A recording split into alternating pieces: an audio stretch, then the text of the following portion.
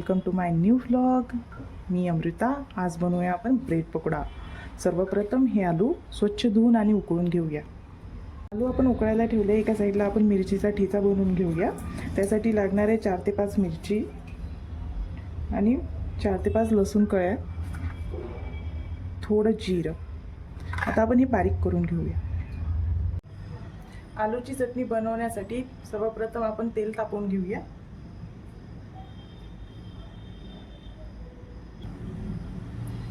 तेल तापले की त्यात आपण जिरं तडतडून घेऊया। त्यात आपण बनवलेला ठेचा टाकूया।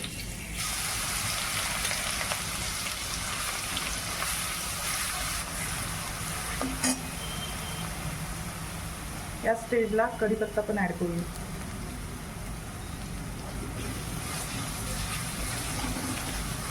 याचा कच्चा स्वाद जाऊपर्यंत आपण त्याला भाजून घेऊया।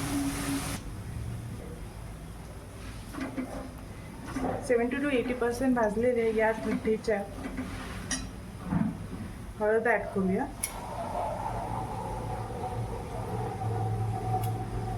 याला पण छान असं परतून घेऊया।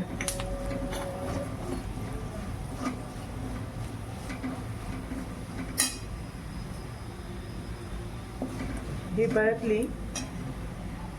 आता या स्टेजला याच्यात हे उकळलेले आलूचे साल काढून स्मॅश करून घेतले ते ऍड करूया।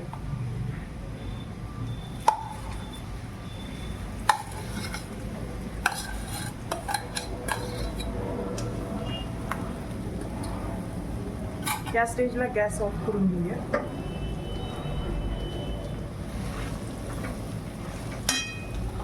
आणि चवीनुसार मीठ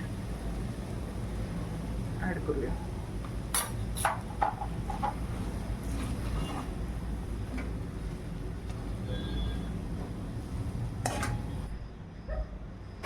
आलूची चटणी आता हे मिक्स करून तयार आहे। यात आपण थोडी कोथिंबीर ऍड करू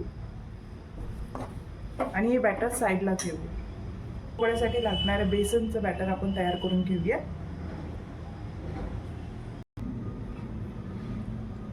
एका साईडला आपण तेल तापायला ठेवलंय आणि आपण बेसनचं बॅटर बनवूया।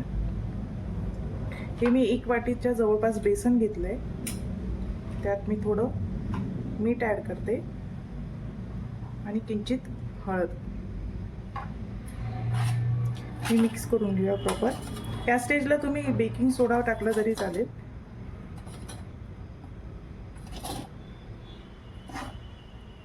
आता हे बॅटर छान असं थिक बनवून घेऊया।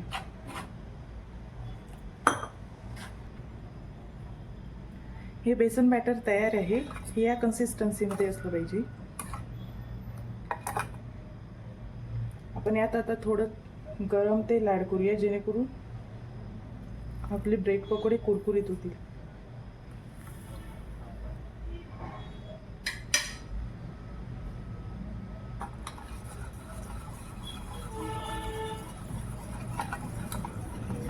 चला तर बनवूया आपण ब्रेड पकोडा। मी हे मिल्क ब्रेड घेतलंय। मी या भागात कट करून घेतले। तुम्ही यापेक्षा मोठे पण करू शकता। आता एक पीस घेऊन त्यामध्ये आलूची चटणी लावून घ्यायची। ती छान स्प्रेड करून त्यावर दुसरा पीस ठेवायचा आहे। हे असं दिसेल आपल्याला। तेल तापवून गॅसची फ्लेम एकदम स्लो केली आहे। आता आपण यात हा ब्रेडचा तुकडा ऍड करूया।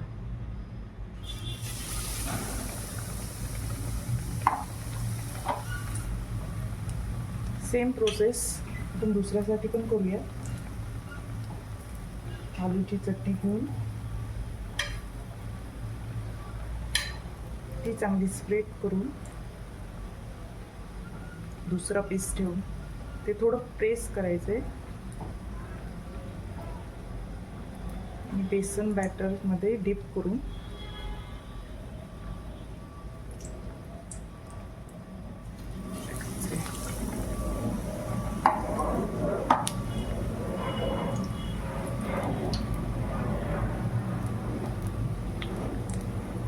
एक साईड प्रॉपर झाल्यावर थोडं तेल वरती टाकून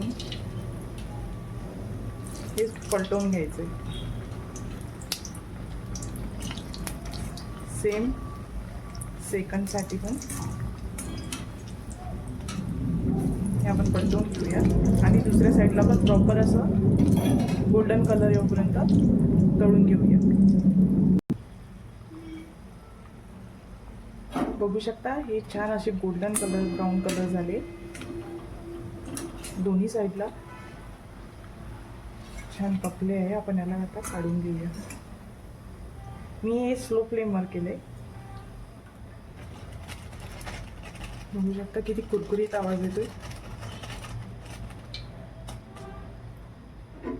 ते आपण आता एका टिश्यू असलेल्या प्लेटवर काढून घेऊया, जेणेकरून रिमेनिंग ऑइलने का सोप केल्या जातील. तुम्ही बघू शकता हे किती टेम्पटिंग झालं आहे आणि यात ऑइल पण खूप कमी आहे, ऑइल नाहीच आहे. आता हे सर्व करण्यासाठी रेडी आहे. आता हे रेडी आहे झणझणीत मिरचीसोबत टेस्ट करण्यासाठी. माझा व्हिडिओ आवडला असल्यास लाईक करा, चॅनलला सबस्क्राईब करा आणि शेअर करा. थँक्यू.